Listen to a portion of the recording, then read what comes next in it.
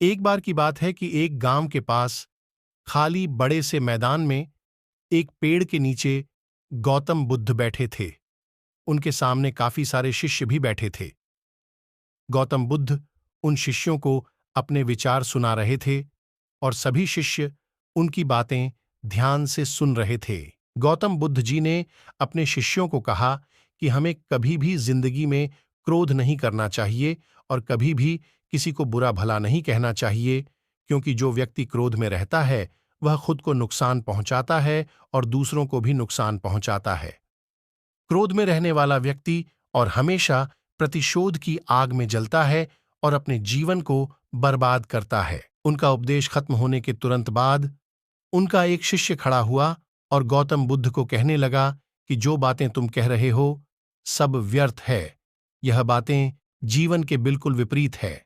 इन बातों का जीवन में कोई भी महत्व नहीं है। वह बुद्ध की काफी बुरा भला कहने लगा, लेकिन गौतम बुद्ध ने आगे से कुछ नहीं कहा। वह शांत बैठे रहे। यह देखकर शिष्य को और भी ज्यादा गुस्सा आ गया। उसने गुस्से में गौतम बुद्ध के चेहरे पर थूक दिया, लेकिन फिर भी बुद्ध ने कुछ नहीं कहा और वह वहां शांत बैठे रहे। इतना करने के बाद वह शिष्य वहां से उठकर चला गया और फिर वह अपने घर पहुंच गया। घर पहुंचते पहुंचते उस शिष्य का गुस्सा बिल्कुल शांत हो गया और उसे एहसास हुआ कि उसने गौतम बुद्ध के साथ बहुत गलत व्यवहार किया है। उसे ऐसा नहीं बोलना चाहिए था। उसने गौतम बुद्ध का अपमान किया है। अब शिष्य को बात समझ आ गई थी और उसे अपनी गलती के लिए काफी पछतावा हो रहा था। इसलिए वह गौतम बुद्ध के पास जाकर माफी मांगना चाहता था। वह शिष्य उसी समय अपने घर से निकला और वहीं पर चला गया जहां गौतम बुद्ध बेहतर उपदेश दे रहे थे। लेकिन वहां जाकर शिष्य ने देखा कि वहां पर गौतम बुद्ध नहीं है, क्योंकि गौतम बुद्ध उधर उधर जाते रहते थे और अपना उपदेश देते रहते थे। लेकिन उस शिष्य ठान लिया था कि वह गौतम बुद्ध से माफी मांगकर ही हटेगा।